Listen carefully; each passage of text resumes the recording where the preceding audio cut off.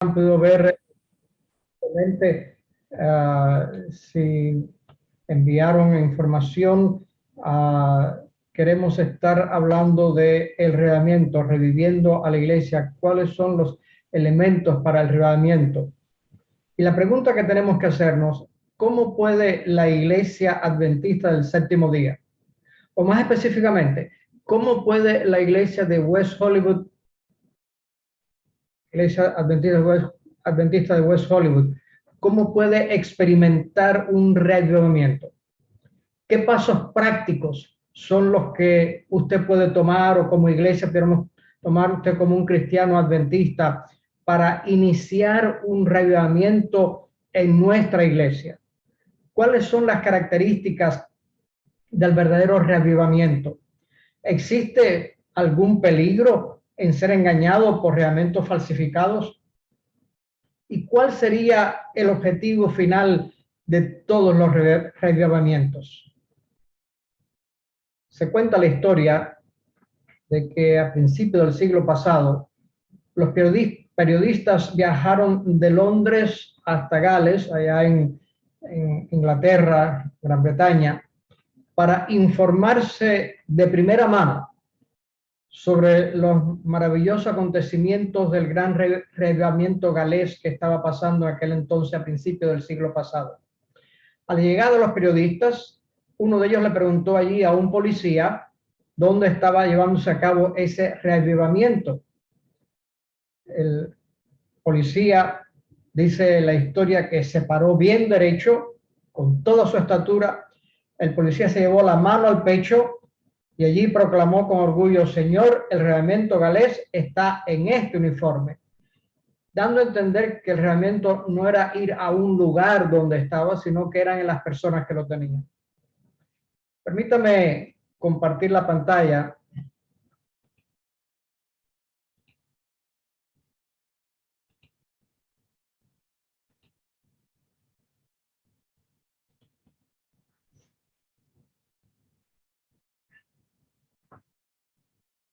Y queremos ver aquí cuáles son estos distintivos del verdadero reavivamiento.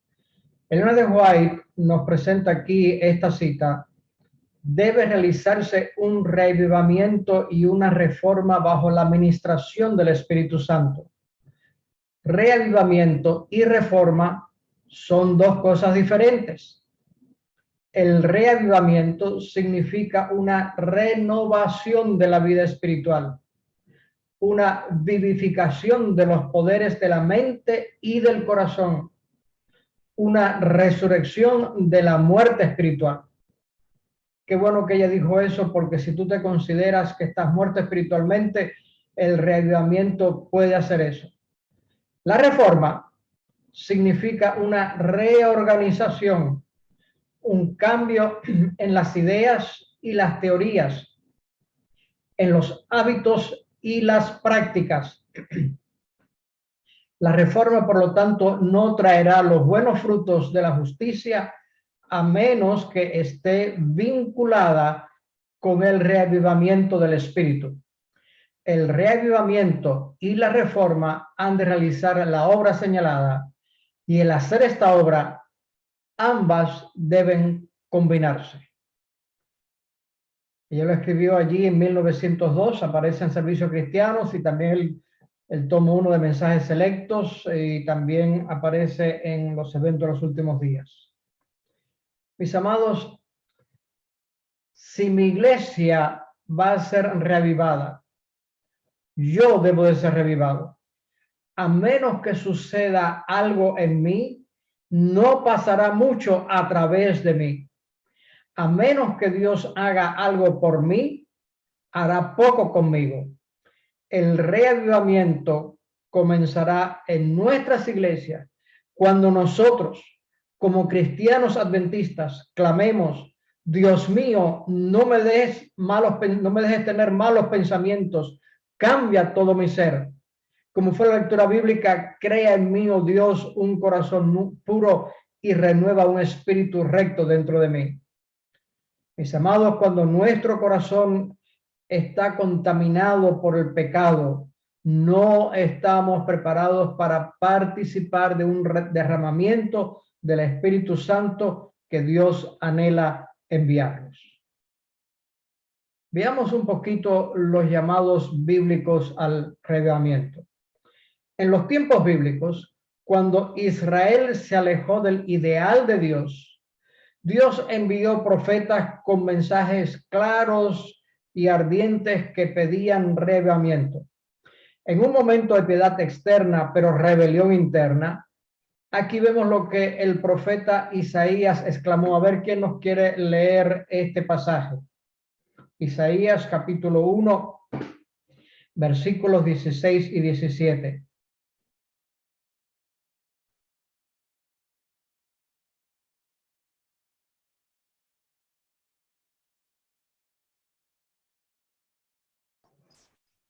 Lavaos, limpiaos, quitad la iniquidad de vuestras obras de delante de mis ojos. Dejad de hacer lo malo, aprended a hacer el bien, buscad juicio, restituid al agraviado, haced justicia al huérfano, abogad por la viuda. Y vemos aquí Dios está implorando a través del profeta que haya ese reavivamiento. El llamado, mis amados, de cada profeta al reavivamiento tenía elementos similares. Contenía un llamado urgente para un regreso a Dios, combinado con un llamado práctico al arrepentimiento por los pecados específicos que habían roto esa relación en el momento que el profeta estaba hablando. Por ejemplo, Oseas estuvo apelando amorosamente allí, lo que vemos a ver otro voluntario que nos lee allí en Oseas capítulo 6, versículo 1.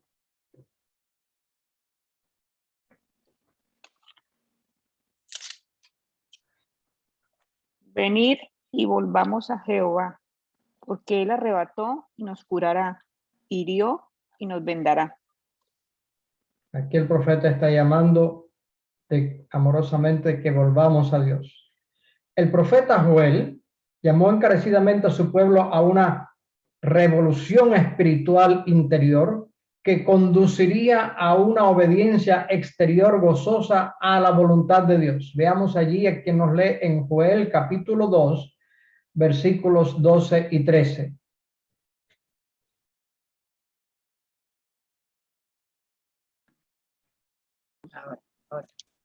Por eso pues ahora dice Jehová, convertíos a mí con todo vuestro corazón, con ayuno, lloro y lamento. Rasgad vuestro corazón y no vuestros vestidos, y convertíos a Jehová vuestro Dios, porque misericordioso es y clemente, tardo para la ira y grande en misericordia, y que se duele del castigo. La apelación del profeta Joel era por un servicio incondicional, no simulado ni a medias. En contraste con una forma externa, el profeta Joel llamó a su pueblo a volverse a Dios con su alma más íntima y a fijar todos sus afectos en él. Como decía el antiguo Gregorio, en cualquier grado en que nuestros afectos estén esparcidos entre las cosas creadas, hasta ahora está deteriorada la conversión del corazón. Mis amados, todo reavivamiento verdadero se caracteriza por tres cosas. La primera es oración ferviente y sincera. Segunda, una búsqueda profunda de la Biblia. Y tercero, un compromiso apasionado por ganar a los perdidos. Estos tres elementos esenciales del verdadero reavivamiento se manifiestan en la experiencia de los discípulos allí en el libro de los Hechos de los Apóstoles. La promesa de Jesús del derramamiento del Espíritu Santo no se dio sin condiciones. Los discípulos debían esperar, no con ociosidad, sino en oración unida y ferviente y en una súplica sincera. Y lo hicieron. Veamos lo que registra allí la narración del libro de los Hechos, a ver quién nos lee allí, Hechos capítulo 1, versículo 14.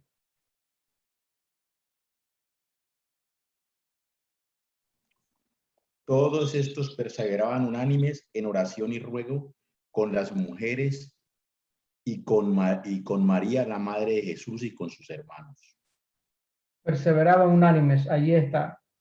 En el momento oportuno, mis amados, cuando el Redentor fue exaltado en el trono de Dios y la aceptación allí de su sacrificio fue reconocido por el Padre ante todo el universo, el Espíritu Santo entonces fue derramado en su plenitud. Como estos primeros discípulos, se nos aconseja, por lo tanto, de que sin el empoderamiento del Espíritu Santo a través de la oración, somos impotentes para enfrentar las tentaciones de Satanás y somos incapaces de ser testigos efectivos del Maestro. Mis amados, los discípulos bañaron sus vidas en oración, bañaron sus vidas en el estudio de la palabra de Dios. El sermón de Pedro allí en el día de Pentecostés fue una presentación magistral allí basada en la evidencia del Antiguo Testamento de que Jesús era el Mesías. Las 3,000 personas bautizadas ese día, esto es lo que dice el relato. A ver quién nos lee allí en Hechos capítulo 2, versículo 42.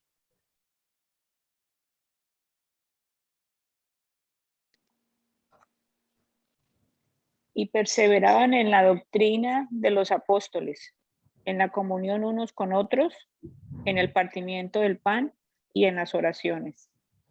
Estos 4 elementos caracterizaban la vida de la iglesia.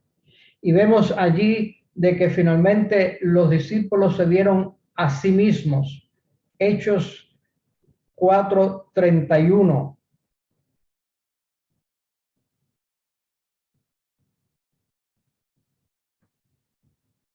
¿Quién no lo quiere leer?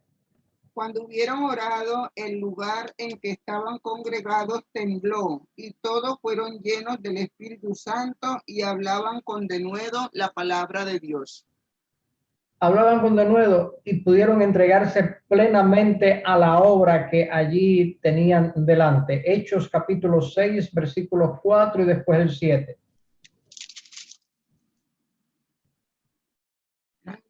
Hechos 6:4 dice: y nosotros persistiremos en la oración y en el ministerio de la palabra.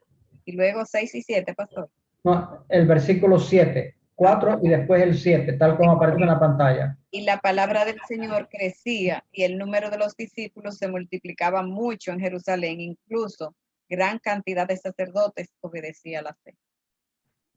Los sacerdotes, que en los días de Jesús eran los principales enemigos de Jesús, vemos aquí de que finalmente la semilla sembrada por Jesús y la predicación de los apóstoles, finalmente ahora aquí empieza a dar fruto, mis amados. Las verdades autoritativas de las Escrituras finalmente son el fundamento de todo reavivamiento y reforma. Todos los verdaderos reavivamientos están anclados en la palabra de Dios. No hay un reavivamiento genuino sin un correspondiente interés creciente en el estudio de la Biblia. Elena de White lo pone así. ¿Quién nos quiere leer esta cita que aparece en la pantalla?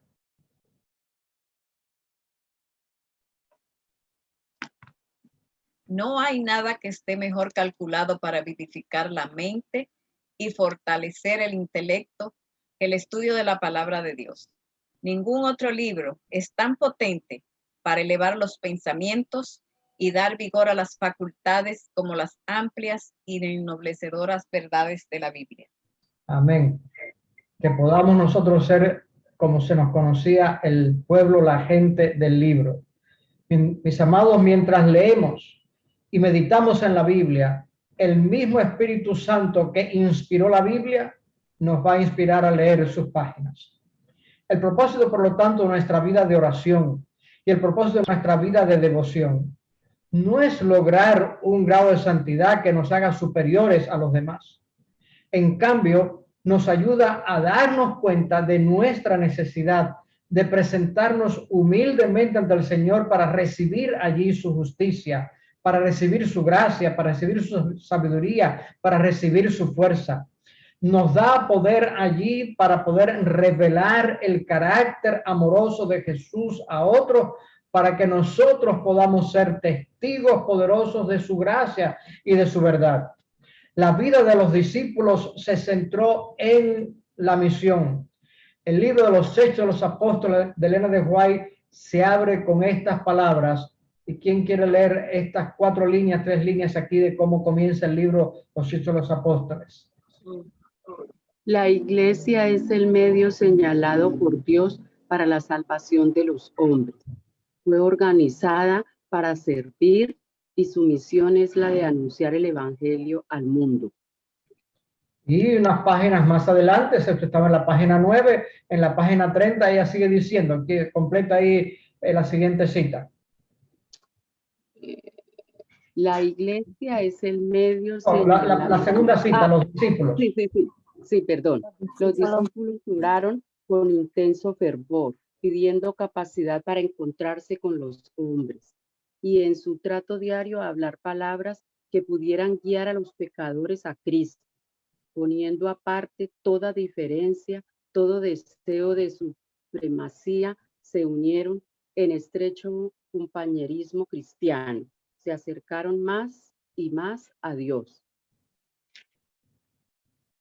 Ese orar con intenso fervor, el trato diario, hablando palabras que puedan guiar a los pecadores a Cristo, ponen toda diferencia, toda esa supremacía y se unen en un compañerismo cristiano y al hacer eso se acercaron más a Dios. Esa es la experiencia que tuvieron y es lo que necesitamos nosotros. Mis amados, aquí hay una fórmula.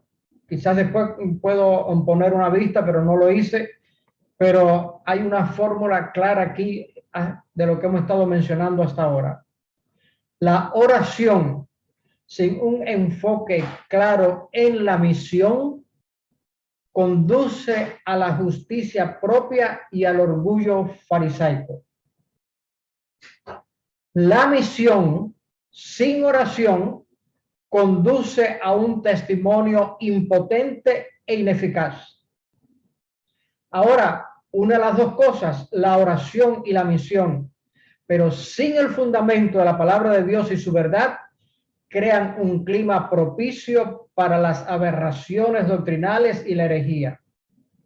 Por lo tanto, la oración, el estudio de la Biblia y la misión son los sellos distintivos de todo reavivamiento verdadero. El llamado, por lo tanto, al reavivamiento es el llamado del Espíritu Santo, es el llamado a una experiencia más profunda con Jesús en anticipación del poder de la lluvia tardía para esa proclamación final de los mensajes de los 3 ángeles. Cualquier cosa que el Espíritu Santo haya hecho por y a través de su pueblo en el pasado, mis amados, no es suficiente para hoy. El Espíritu Santo nos está llamando a una experiencia renovada ahora. Necesitamos, por lo tanto, el empoderamiento del Espíritu Santo para cumplir la misión final de Dios en esta hora crítica de la historia de la tierra, justo antes de la venida de Cristo. Dios ha querido derramar la lluvia tardía sobre la iglesia remanente durante muchos años. Depende de nosotros, por lo tanto, someternos con humildad ante el Señor, pidiendo perdón por nuestro orgullo y nuestro egocentrismo. Se nos menciona que en una carta de Elena de White, ella escribió al hermano S.N. Haskell, lo escribió desde Preston, Victoria, Australia. Lo escribió el 25 de junio de 1892.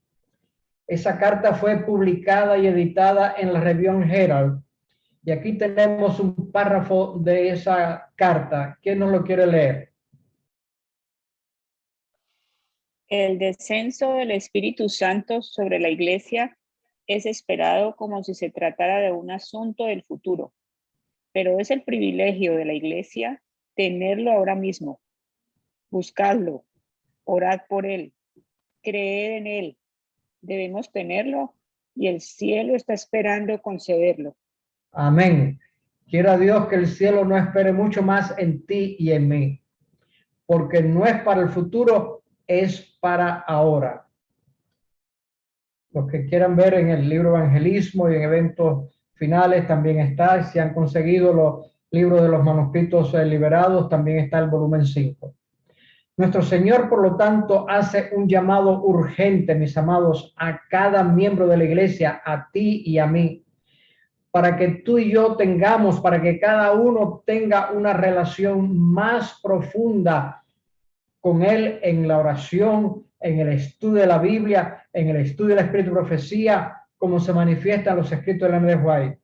Nos llama finalmente a un compromiso más profundo de testificar y de evangelizar. Él nos invita a buscar el derramamiento del Espíritu Santo por el poder de la lluvia tardía para terminar su obra en la tierra.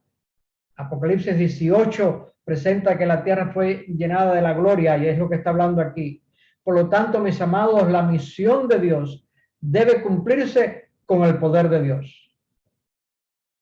Vimos un poquito en el pasado, pero vamos a ver entonces aquí un poquito los llamados de los últimos días. Una vez más, en los últimos días, el pueblo de Dios permitió que las cáscaras externas de la religión reemplazaran el núcleo de la fe viva. Durante los años previos a la conferencia de Minneapolis, en Minnesota, de octubre de 1988, Dios llamó poderosamente a su pueblo al avivamiento. Una vez más, Dios usó la agencia del don de profecía. A través de Ellen G. White, este llamado avivamiento se dirigió deliberadamente a la necesidad de la iglesia. La voz de Dios habló al pueblo de Dios.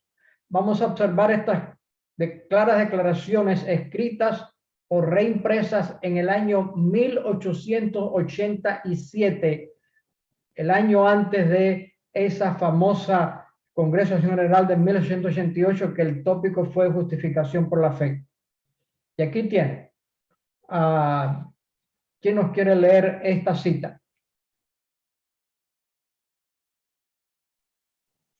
La observancia de las formas externas no habrá de satisfacer nunca la gran necesidad del alma humana. El profesar creer en Cristo no lo capacitará a uno lo suficiente para resistir la prueba del día del juicio.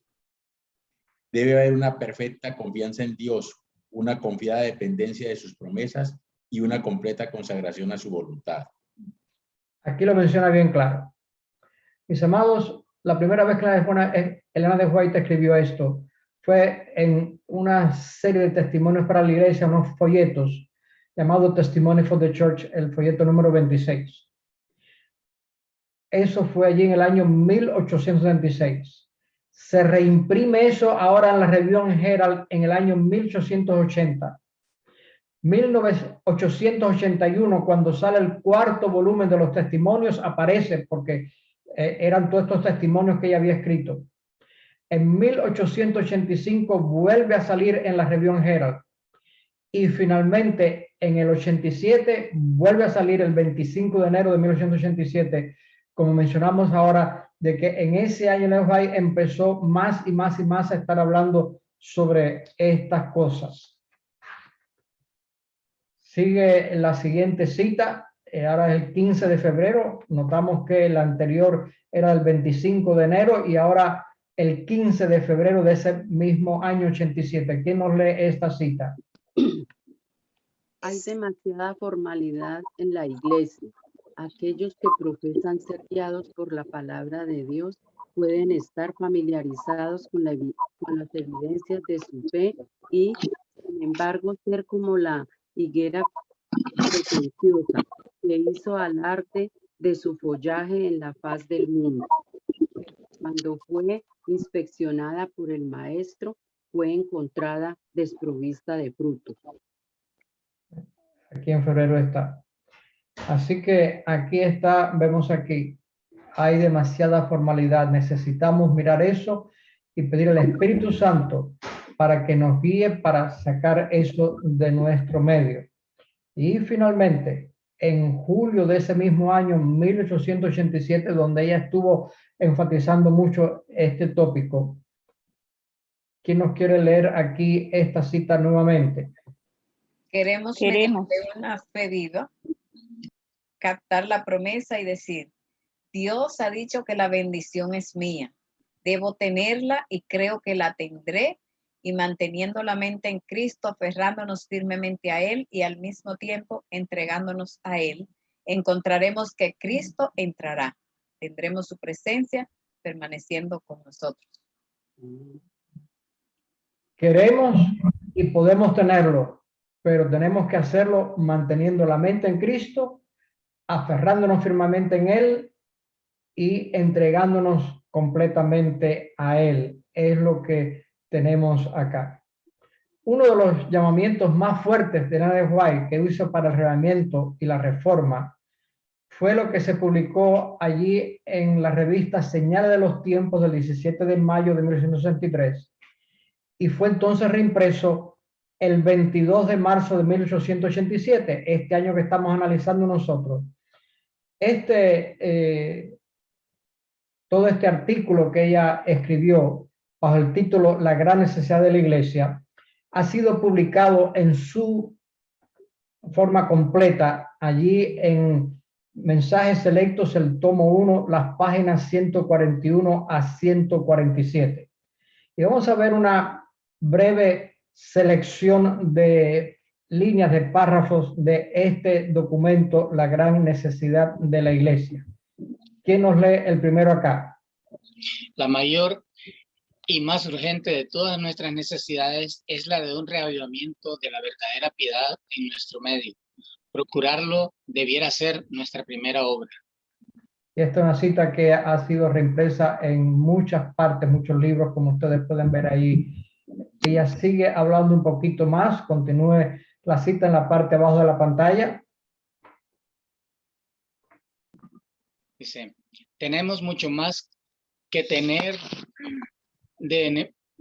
tenemos mucho más que temer de enemigos internos que de externos. Los impedimentos para el vigor y el éxito provienen mucho más de la iglesia misma que del mundo. Y aquí es algo realmente asombroso. Es una realidad. Los enemigos internos son más peligrosos que los de afuera. Está sucediendo en nuestro país, está sucediendo en lo pasado en muchos otros países, donde la gente del mismo país son las que han llevado al caos al país donde uno ha estado. Lo mismo sucede en la iglesia, es la estrategia que Satanás tiene lamentablemente. Sigue diciendo aquí, en las iglesias son frecuentes las divisiones y aún las amargas disensiones que deshonrarían a cualquier colectividad mundana, porque se hace muy poco para dominar los malos sentimientos y para reprimir cada palabra de la que pueda aprovecharse Satanás. Todo esto salió originalmente en 1983 y se reimprimió en la Review Herald del 22 de marzo de 1987. ¿Pero qué nos lee ampliando este concepto aquí, hablando de las divisiones, las amargas disensiones que se ve en la iglesia cuando no está entregada a Dios? En el manuscrito 14 aparece en comentario bíblico y en Mente, Carácter y Personalidad de volumen 2. ¿Quién nos lee la parte final de la pantalla? Los que se critican. Los que se critican y condenan mutuamente están quebrantando los mandamientos de Dios y son una ofensa para Él. No aman ni a Dios ni a sus prójimos. Hermanos y hermanas, quitemos la basura de la crítica, los recelos y las quejas y no sean quisquillosos. ¿Entendemos las palabras que ella utiliza acá? ¿Sabemos lo que es una persona quisquillosa? ¿O persona que está criticando con recelos y quejas? En la iglesia muchas veces lo que sucede es que hay esas divisiones y amargas disensiones. Mientras hay esto de una forma abierta o solapada en la iglesia, el Espíritu Santo no puede trabajar. Mis amados, el diablo odia el reavivamiento. Él hará todo lo que pueda para evitar que ocurra un reavivamiento entre el pueblo de Dios. El maligno sabe que cuando el Espíritu Santo sea derramado con el poder de la lluvia tardía, la obra de Dios en la tierra terminará. Y esto es lo que Nebuchadnezzar nos dice acá. ¿Quién nos lee esta cita? No hay nada que Satanás tema tanto como que el pueblo de Dios limpie el camino de todo obstáculo, de modo que el Señor pueda derramar su espíritu sobre una iglesia languideciente y una congregación impenitente. Si Satanás se saliera con la suya, no habría hasta el fin del tiempo otro despertar grande ni pequeño. Y la pregunta que yo me hago, ¿está teniendo Satanás éxito en nuestra iglesia? Yeah. Él sabe cuando la iglesia limpia el camino de todo obstáculo y que el Señor puede obrar, ahí finalmente él sabe que la obra termina y que su tiempo termina, y él está tratando de demorar todo eso lo más que pueda ahí en todo lo que quiera. Por lo tanto, ¿qué es lo que tiene que hacer la iglesia? ¿Quién nos lee esta cita? Levántese la iglesia y arrepiéntase de sus apostasías delante de Dios. No tenemos el menor motivo para felicitarnos a nosotros mismos ni exaltarnos. Debiéramos humillarnos bajo la poderosa mano de Dios. Él vendrá para consolar y bendecir a los que lo buscan de verdad. Por lo tanto, mis amados, levantémonos, arrepintámonos, no nos felicitemos, sino que nos humillemos delante de Dios y tenemos la promesa que Él vendrá para consolarnos, para bendecirnos, si tú y yo lo buscamos de verdad. Mis amados, los frutos de un verdadero reavivamiento se revelan en un carácter transformado que manifiesta los frutos del Espíritu Santo. Un reavivamiento genuino lleva a hombres y mujeres a revelar los frutos, el fruto del Espíritu Santo, tal como se presenta allí en Gálatas. No hay verdadero reavivamiento sin arrepentimiento, sin confesión y sin obediencia a la voluntad revelada de Dios en su palabra.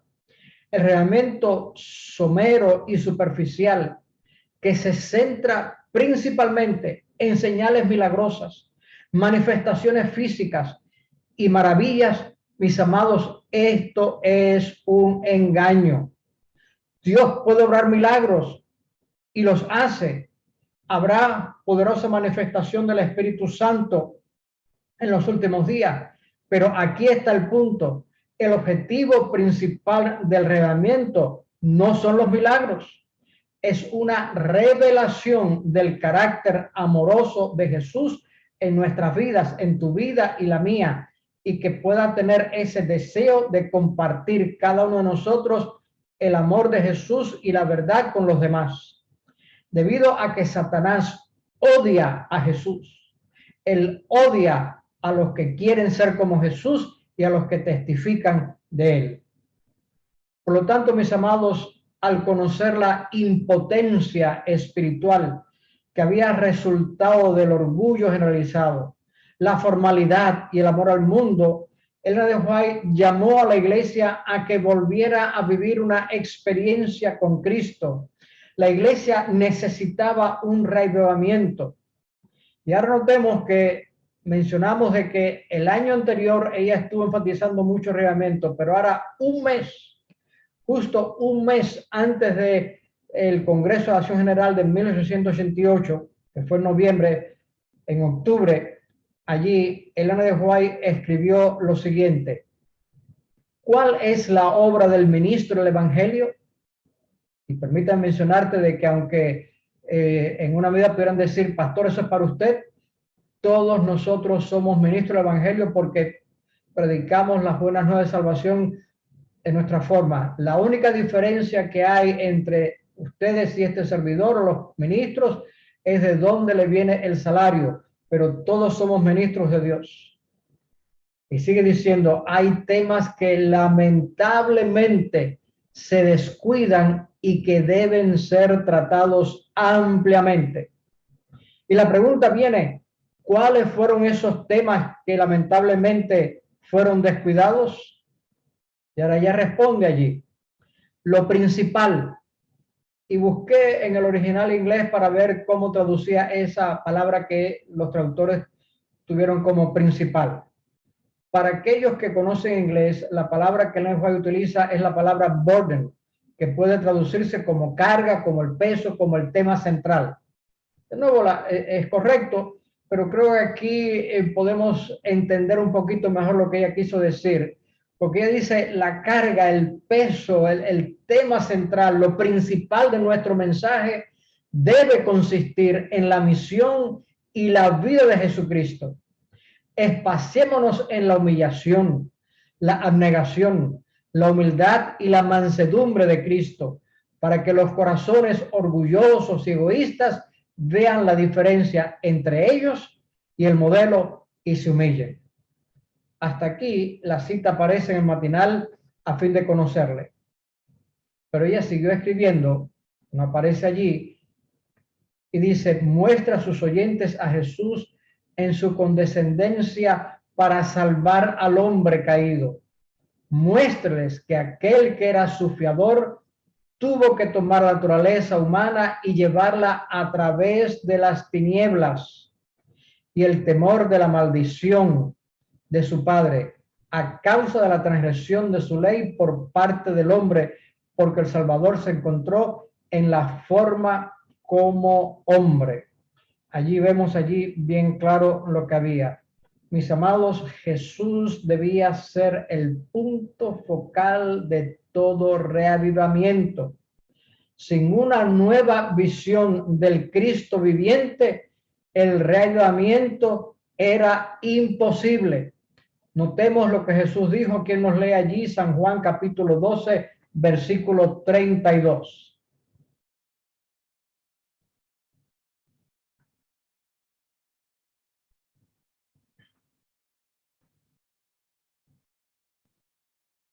San Juan capítulo 12, versículo 32. Y yo, si fuere levantado de la tierra, a todos traeré a mí mismo. Mis amados, el centro de atención es Jesucristo, no son las enseñanzas alguna que otra de Jesús, sino la persona de Cristo Jesús, y cuando aceptamos a Jesús, entonces lo tenemos todo. La iglesia de la Odisea se presenta de que Jesús está afuera a la puerta tocando, esperando entrar para que realmente pueda haber un reavivamiento para nosotros. Hemos hecho alusión, hemos estado tratando básicamente históricamente profetas del Antiguo Testamento en la iglesia primitiva. Hemos visto en los últimos días varias declaraciones en orden cronológico de Elena de White en su momento. Y cuando miramos la historia, vemos que no todos los presentes de aquella reunión del Congreso de la Acción General en Minneapolis, Minnesota, en 1888, ese otoño, experimentaron un reavivamiento. Muchos se contentaron con aferrarse a las formas externas del cristianismo. Sin embargo, hubo quienes estuvieron dispuestos a escuchar mientras se proclamaba el mensaje de la justicia de Cristo. Cuando Jesús fue levantado, fueron atraídos hacia él. Se tocaron los corazones, se renunció a los pecados, se cambiaron vidas. El arrepentimiento, la confesión y la oración ferviente prepararon finalmente el camino para el reavivamiento. El Espíritu Santo fue derramado y las ondas de ese reavivamiento todavía se sienten hoy en muchas personas en muchas partes. A lo largo de la historia cristiana, desde los apóstoles hasta la reforma del siglo XVI, la reforma protestante y después el movimiento adventista, el diablo finalmente ha tratado de contrarrestar la influencia de los movimientos de reavivamiento ungidos por el cielo. Notemos lo que la sierva de Dios dice. ¿Quién nos lee esta cita que aparece en la pantalla? Satanás está trabajando con todo su poder engañador para alejar a los hombres del mensaje del tercer ángel, que ha de proclamarse con gran poder. Si Satanás ve que el Señor está bendiciendo a su pueblo y preparándolo para que discierna sus engaños, trabajará con su poder maestro para introducir fanatismo por un lado y frío formalismo por el otro, a fin de asegurarse una cosecha de almas. Ahora es el momento cuando debemos velar incansablemente, velar y bloquear el camino al menor avance que Satanás intente hacia vosotros. Uy, qué cita. Manuscrito 16 se encuentra en el tomo 2 de Mensajes Selectos, la página 21. Permítame hacer una ilustración aquí. En el mundo hispano, no el caribeño, el centroamericano, el sudamericano, el deporte favorito es el fútbol. Y los que conocen un poquito de fútbol saben de que allí hay que estar bloqueando a los otros para que no puedan avanzar la pelota. Y finalmente a cada lado, donde dicen que tiene el gol, tienen una persona que cuando lanzan la pelota para allá, él está allí para bloquear la pelota. De vez en cuando se escapa y anotan un gol, como llaman. Mis amados, tenemos que velar para nosotros poder bloquear el camino al menor avance que Satanás intente hacer por nosotros. Que nosotros podamos hacer esto porque él trabaja con todo su poder para poder estar desviándonos. Por lo tanto, vamos a dar aquí una receta para el reavivamiento.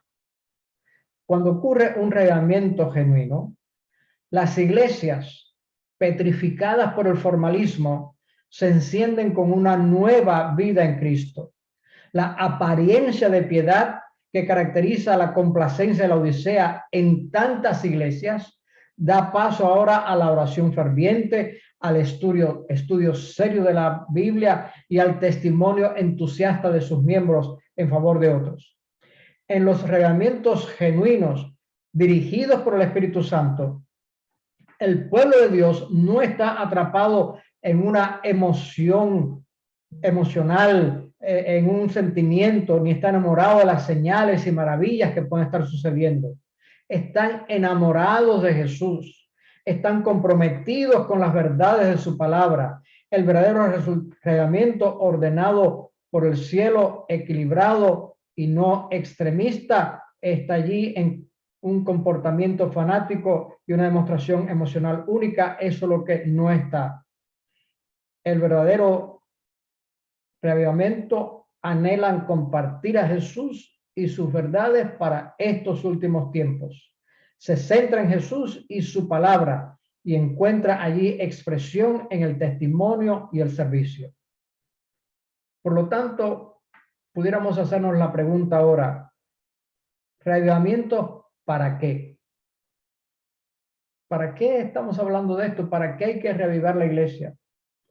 La respuesta es que el propósito de todo reavivamiento es conocer mejor a Jesús para que podamos compartirlo más. El reavivamiento no es un medio para que la iglesia tenga una experiencia espiritual cálida y difusa. El reavivamiento es finalmente un evento que proporciona la motivación y el poder para la misión. Cuanto más amamos a Jesús, más deseamos compartir el amor de Jesús. Y cuanto más compartamos el amor de Jesús, más amaremos a Jesús. La misión no es solo la meta del reavivamiento, sino es parte de los medios de reavivamiento. Nos acercamos más a Jesús al compartir su amor con los demás. Y esto es aquí lo que tiene Elena de White, que nos lee esta cita allí del deseo de toda la gente. Dios podría haber avanzado su objetivo no veo bien, de salvar a los pecadores sin nuestra ayuda, pero a fin de que podamos desarrollar un carácter como el de Cristo, debemos participar en sus obras a fin de entrar en su gozo, el gozo de ver almas redimidas por su sacrificio.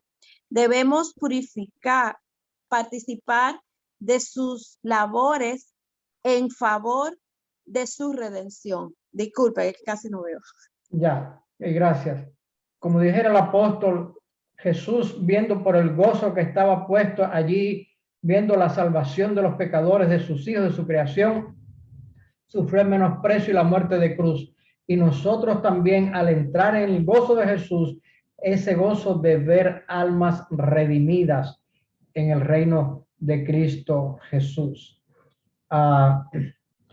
Mis amados, cuando la iglesia no da la prioridad a la ganancia de almas, cuando eso no es prioritario, la iglesia muere espiritualmente.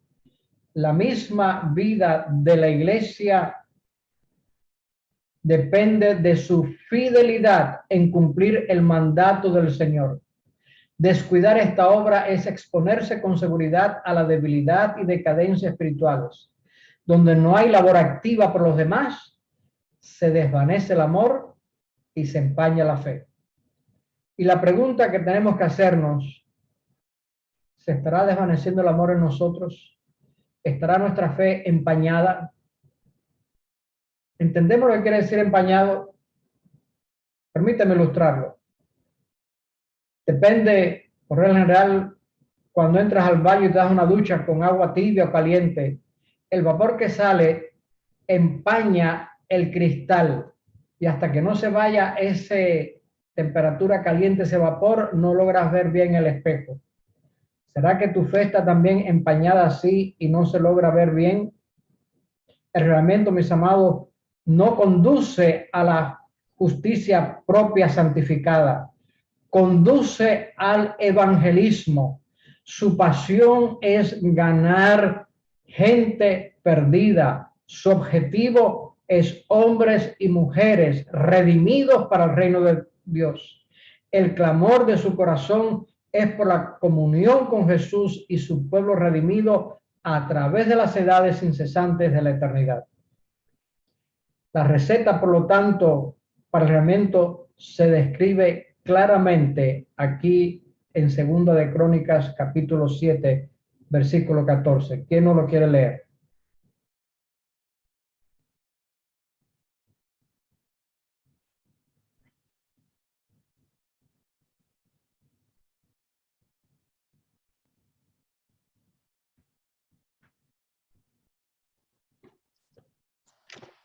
Si se humillare mi pueblo, sobre el cual mi nombre es invocado, y oraren y buscaren mi rostro, y se convirtieren de sus malos caminos, entonces yo iré desde los cielos y perdonaré sus pecados y sanaré su tierra.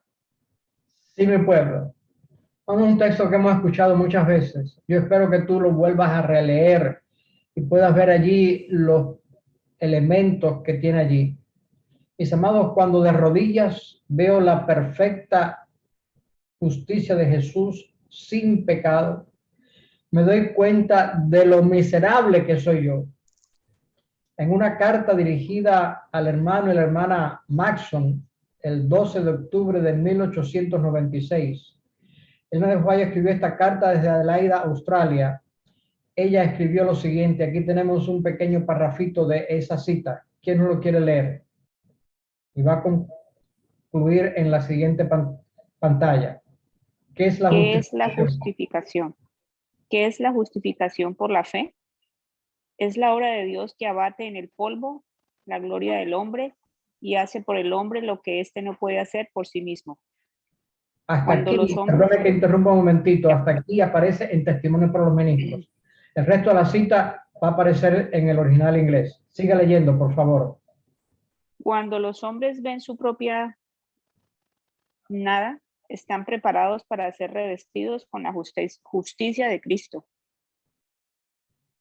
Cuando comienzan a alabar y exaltar a Dios todo el día, al contemplarle se transforman en la misma imagen. ¿Qué es la regeneración? Es revelar al hombre cuál es su propia naturaleza real, que en sí mismo no vale nada. Está fuerte esto, ¿verdad? Sí. Pero simplemente vemos allí la justificación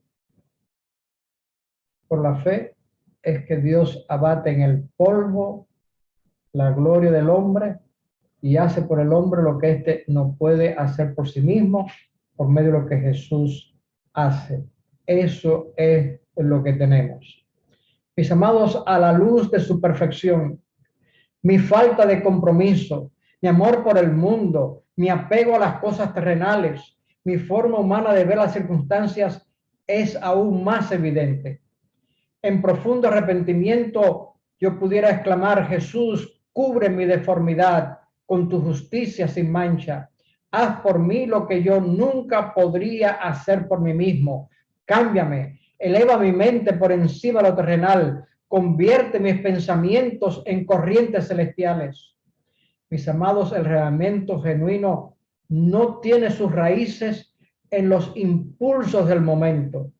No se basa en un emocionalismo sensacional y efímero. El arrepentimiento genuino se basa en la oración sincera y en el estudio ferviente de la Biblia.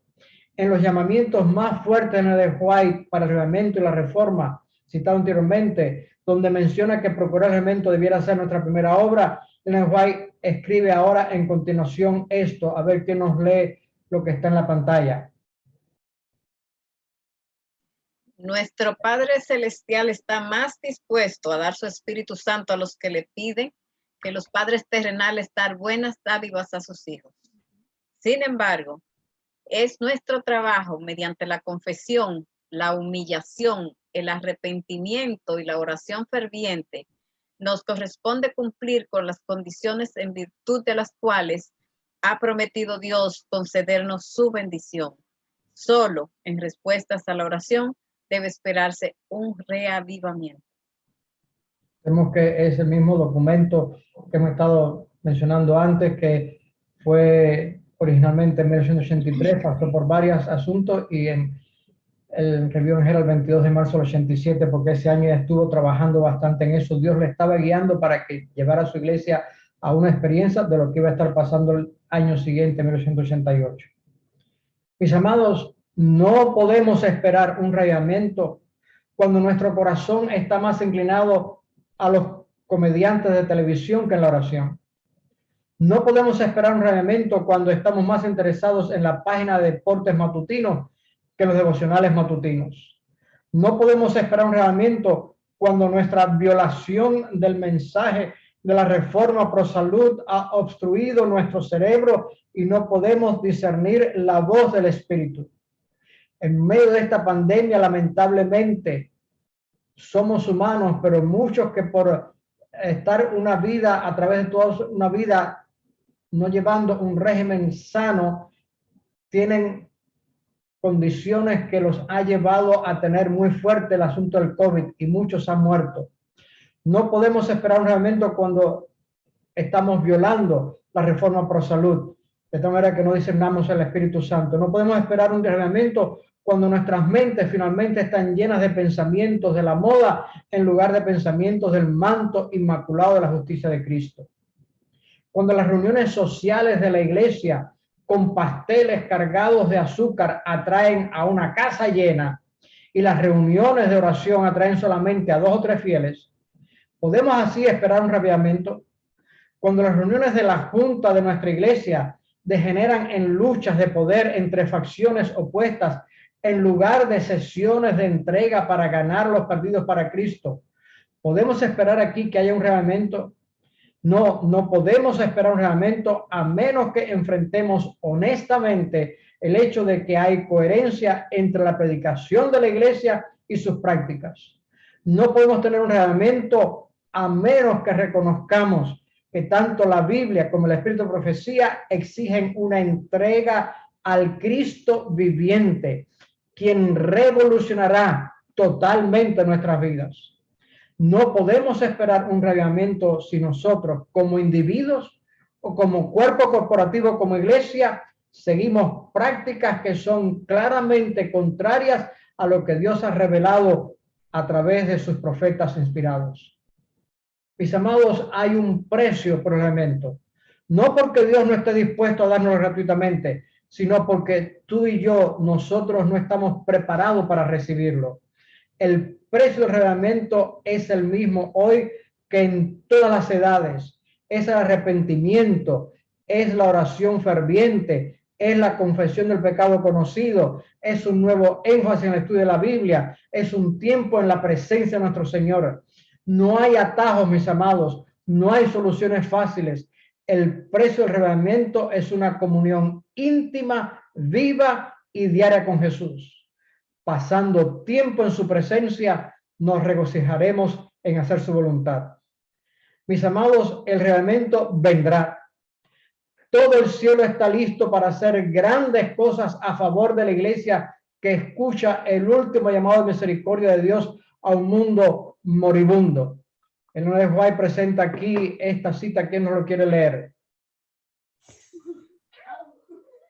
Antes que los juicios de Dios caigan finalmente sobre la tierra, habrá entre el pueblo del Señor un avivamiento de la piedad primitiva, cual no se ha visto nunca desde los tiempos apostólicos. El espíritu y el poder de Dios serán derramados sobre sus hijos.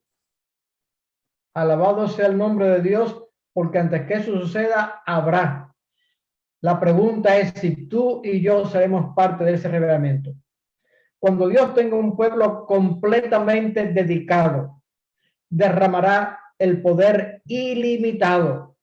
El Espíritu descenderá, la lluvia tardía caerá, el fuerte clamor del mensaje del tercer ángel que comenzó con la revelación de Cristo. Recuerden que el primer mensaje era el Evangelio eterno para predicarlo a toda nación, tribu, lengua y pueblo. Ese que comenzó allí con Cristo, nuestro Redentor, que perdona los pecados, va a iluminar la tierra con la gloria de Dios. Mis amados, a cada uno de nosotros Dios nos dice, reordena tus prioridades. Lo no esencial puede esperar. Sin más demora, dedique una parte de su tiempo cada día a la comunión con Cristo. Pídale a Dios que se le revele actitudes en su vida que no están en armonía con su voluntad. Pídale al Espíritu Santo que lo impresione con áreas específicas en las que esté violando su consejo. En un arrepentimiento genuino, entrega esas áreas. Por fe reclama su perdón. Cree finalmente que Él la acepta ahora. Reciba su poder para tener la victoria. Haga un nuevo compromiso de usar los dones que Él ha dado en el servicio. Suplica a Dios por el poder de la lluvia tardía en un testimonio eficaz, convincente y amoroso. Elena de White menciona aquí, quien nos lee esta cita nuevamente. El tiempo es corto. Los mensajes del primer, segundo y tercer ángel son los mensajes que se darán al mundo. No escuchamos literalmente la voz de los tres ángeles, pero estos ángeles en Apocalipsis representan un pueblo que estará sobre la tierra y dará estos mensajes. Y ese pueblo eres tú y soy yo. Si desea que su iglesia, si desea que nuestra iglesia experimente un reavivamiento, organice grupos de oración de 5 a 7 personas. Juntos busquen a Dios para la renovación espiritual. Lean juntos allí la sección 3 de mensajes selectos, tomo 1, titulada Reavivamiento y Reforma. Está en las páginas 140 hasta las 177. Invite finalmente allí a todos los miembros del grupo de oración a pasar tiempo de rodillas a solas meditando sobre las escenas finales de la vida de Cristo. Mis amados, hay 6 capítulos en la Biblia que especialmente se dedican sobre la muerte de nuestro Señor. Estos capítulos son Isaías 53, Salmo 22, Mateo 27, Marcos 15, Lucas 23 y Juan 19. Combine finalmente esto con una meditación reflexiva de los últimos 28 capítulos del Deseado de toda la gente, comenzando con el capítulo titulado La Ley del Reino Nuevo, es el capítulo 60. Creemos en el sueño de Dios de una obra terminada que pronto se cumplirá. La lluvia tardía del Espíritu Santo se derramará sin medida. La misión de Cristo en la tierra habrá terminado. Jesús vendrá pronto. Mi querido hermano, mi querida hermana, amigo, amiga, que estás aquí o que puedas estar escuchando este tema después que está siendo grabado, se unirá a nosotros para aceptar personalmente este llamado a una experiencia espiritual más profunda a través de la oración, a través del estudio de la Biblia, a través del estudio de los escritos de la Escritura de Profecía, y a suplicarle a Dios por la lluvia tardía. Dedicará su vida a compartir su verdad, a proclamar los mensajes de los tres ángeles, a vivir una vida de servicio cristiano y ser un testigo para él. Orará por sus hermanos y hermanas de este poderoso movimiento adventista en todo el mundo, mientras la iglesia se humilla ante el Señor para dar la última advertencia a este mundo moribundo. Nuestra oración es que el Espíritu Santo sea derramado poderosamente sobre el pueblo de Dios y que Jesús venga pronto. A través, mis amados, de una conexión vital con el Cristo viviente, usted y su iglesia, nuestra iglesia, pueden experimentar un reavivamiento. Mis amados, Jesús está a la puerta y llama. Eso lo has estado viendo en cada vista, allí en la parte izquierda de tu pantalla. En la parte derecha está Jesús feliz, tranquilo, porque le has abierto la puerta y ha entrado. Y cuando entra, te abraza, te toma y te lleva a través de una conexión vital con el Cristo viviente. Usted y su iglesia pueden experimentar un reavivamiento. Jesús, mis amados, era el camino en 1888. Él es el camino hoy, no hay otro. Jesús dijo, sí, vengo pronto, a lo cual quiero que nos unamos con Juan, que termina diciendo, sí, amén, ven, Señor Jesús, que Dios te bendiga.